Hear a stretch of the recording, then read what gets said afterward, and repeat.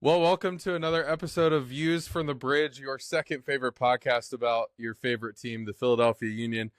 It's an Open Cup week, our first 3-game week of the year. We have our first Open Cup match of the year, and so we've got a little preview for you this week as we look to kick off the match on Wednesday night against Indy 11. And I have Mike Slocum, who is the president of Brickyard Battalion, the supporters group for Indy 11 here. Mike, thanks for joining the show, and thanks for jumping on tonight. No problem. Thanks for reaching out and for the invite. Yeah, cool. So probably where I want to start tonight is we just got talking off air, which I didn't know. The Philadelphia Union actually got started, sort of through the efforts of the Sons of Ben, who got everybody excited about soccer in Philadelphia. An ownership group finally came along, and the Philadelphia Union kicked off a couple years later. You were telling me a pretty similar story about Brickyard Battalion and the Indy 11. So why don't you fill us in on that a little bit? Yeah, so we formed officially in 2011 with a mission to be a grassroots organization to grow the love of soccer in Indiana. And so, we'd get together at bars and talk soccer, watch other leagues of soccer, and just enjoy the sport. And, we did that for not too terribly long before folks were interested in hosting a SL team at the time in the Indy 11. And so they established themselves as a team a couple years later. Cool. That's awesome. That's a great connection, and probably one I'm sure the broadcasters of the game will pick up on as we approach the match and all of that. So really the purpose of these shows and we just want to get a little primer preview on the team that's coming in. I tell everybody this: if you're like me, I pretty much only watch my teams, and that's really it.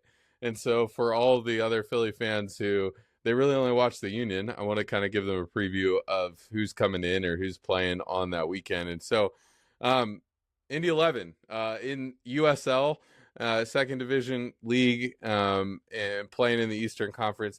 How is the USL season going for you? How has this season been, this 2025 year been for you so far?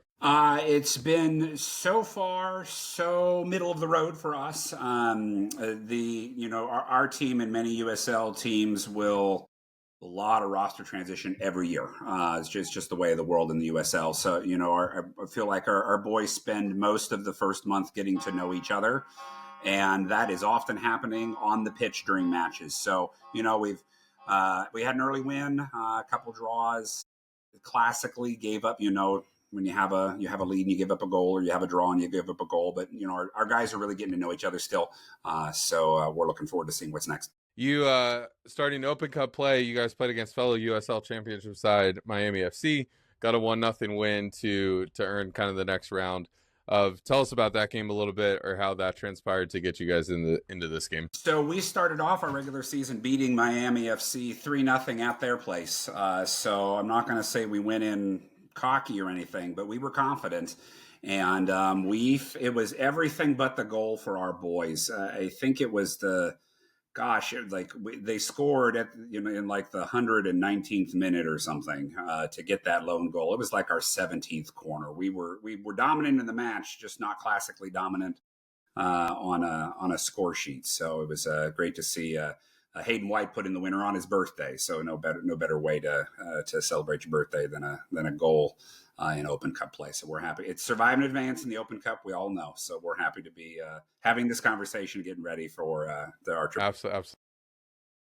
Who are the exciting players to watch? I think there might be a lot of Union fans who don't follow USL. I'm not one of those. I'm around the USL all the time. But who are the exciting players to watch, or players that you would say, hey, as you're watching this match, here's some players to look out for? Well, as we're getting to find our strength up front, most folks are going to see that we've got someone who plays up front named Elliot Collier, who is really tall. He's someone you would think of as a classic center back because of size, and he's running up front. So he's fun to watch because he's just really big but really fast. Elvis Ammo, got to get the pronunciation right. He has scored 5 in the last 3 matches, so we're excited. He's warming up. So a couple of those were in our Jägermeister Cup match against the USL one side. But it's always, when you got a hot foot, you find ways to feed him. So we're excited to see what he could do up there. Malik Foster's another just super speed demon on the wing. It's hard to keep up with him once he's running. He never seems to slow down, even with the ball under his feet. So we're just trying to find some ways to be able to finish. But we think we'll keep a back line from Philadelphia pretty busy. All right, cool. This conversation comes up all the time around these Open Cup matches, and I think it's and it comes up around FA Cup and other matches too. You have these matches where a lower division side comes into a higher division side stadium. Generally, it's less than half full for the higher division side because nobody cares, and but then in the draw of the U.S. Open Cup, the other match that's happening is NYCFC is headed out to Pittsburgh to play the Riverhounds. And that Pittsburgh will be rocking because, oh my goodness, an MLS side is coming to town and we've got to figure out how to win this game and all of that. So tell us a little bit how you feel about that. I know where my feelings lie on that. But tell us where you feel on that and maybe what you think should happen in these games. I know in an ideal world, it would be great to be able to have an MLS team come in and play at our stadium. We call our stadium the greatest dive bar in American soccer. It's a converted track and field stadium. It's only going to hold 11,000, wind packed to the gills. So I get the Open Cup tournament that you earn the right to host in many cases, although it's not guaranteed. But I mean, we knew we were a top 4 conference team. We knew we were hosting whoever came in. It's just you reward better teams. That being said, we love coming into away places, especially on the MLS side. And we've got a good record at it. So, I mean, we were a semifinalist in last year's Open Cup. We traveled down to Atlanta and we beat Atlanta United at their place. That was awesome. We traveled to Sporting KC for the semifinal. To your point, it was only like a third full, maybe half. But we took over 100 folks. We actually we flew on the team charter, which was an amazing experience in cooperation with the team to be able to do that. And we had a blast. We would have, of course, liked to have won, but there was a chance if we'd have won that match, we could have hosted last year's Open Cup final. So, I mean, that would have been amazing. I'm sure TV people would have hated it, but that's okay. For the love of the game, it would have been a blast. That day may come for us to be able to host an MLS team. But a couple of years ago, we traveled to Crew Stadium and whatever corporate name it has now, and we played them. We lost 1-0 in like the 88th. So we're not afraid to take on MLS sides, and we'll give our best. It's a priority of our coach to do well in this tournament.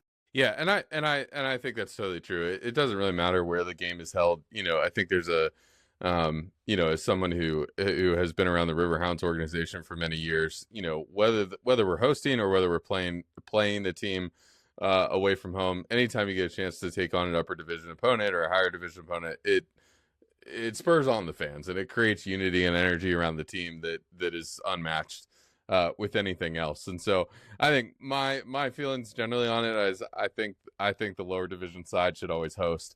But that's not the way the Open Cup is structured, not the way they want it to structure. And even with this game, I'd probably prefer that Philly goes and plays at Indy. But it is one of those things that it doesn't matter. It's fun for the fans no matter where the matches are hosted. So yeah, I would love your way. I mean, the English and the true randomness is kind of the fun of it. You do a draw and you see where it goes. Some of those matches are amazing. So I think it would be a ton of fun to see that here in the States. Yeah, for sure. And I think, we're getting a feeling of some of that, with the Jägermeister Cup on the USL side and the Open Cup's getting there. But it is fun. It is fun on the randomness that can happen and the fields that get played on at times and just the crazy things that you see across these tournaments and things. So it'll be a fun match either way. You got any predictions on what you see happening in this match or what you think could happen in this match? I I don't like the prediction game, and I knew you were going to ask me this question. I think that our Achilles heel these days kind of reminds me of watching the U.S. men's national team for a long time. If you make it through the first 15 minutes, you could have a good match. So if we come out strong in the back and we can stave off that initial charge that'll come from a strong side like yours, then I think we could have some fun. I don't expect a ton of goals. We're proud of our defense. Our keeper is on loan again for the second year from the Timbers. He's an MLS caliber keeper, Hunter Salt, and he's 6'7" and stretches for every inch of that. So he's gonna defend that the goal to the best of his ability. Do we pull it out? It's gonna be tough. I'm not gonna lie. I don't want my fans to hear that, but I think it'll be a close match. Hey, yeah, I actually think it could be a really close match. I don't know. I don't know how. My feelings on it. I don't know how the Union managed this as far as personnel and kind of going forward in the season.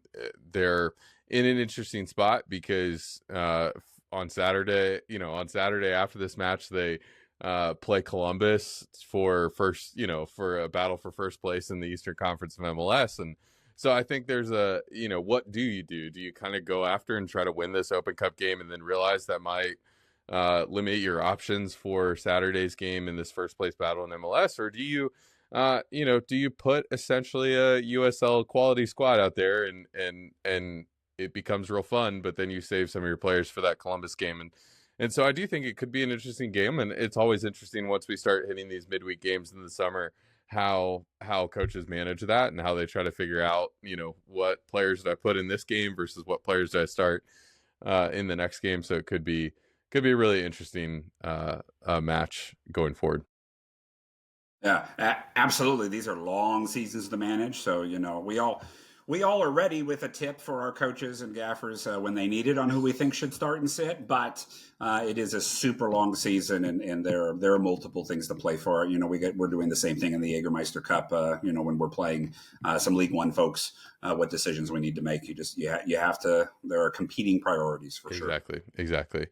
Well, looking forward to the match on Saturday. If people want to find you or the Brickyard Battalion, how would people do that? Yeah, we our presence online is at brickyardbattalion.com. Folks can follow us on social media looking for the BYB or Brickyard Battalion. You'll find us all over the place, so I won't rattle off the names. But we love folks enjoying all leagues of soccer. So if there are folks who want to follow along, some folks who come into your neighborhood on the USL side from time to time, we'd check us out. Absolutely. So this match is Wednesday night, 7:30 p.m. At Subaru Park, and whether you're there, whether you're watching on TV, whether you're just excited to see all the Open Cup action go down, because when these Open Cup games happen, you never know what could happen. So it could be an interesting match. But thanks, Mike, so much for joining us tonight and giving us kind of a quick primer of Indy 11. Yeah, not a problem. Thanks for having me. All right. Well, we'll talk to you guys very, very soon, and look out for more Union content later this week. But we'll talk to you very soon.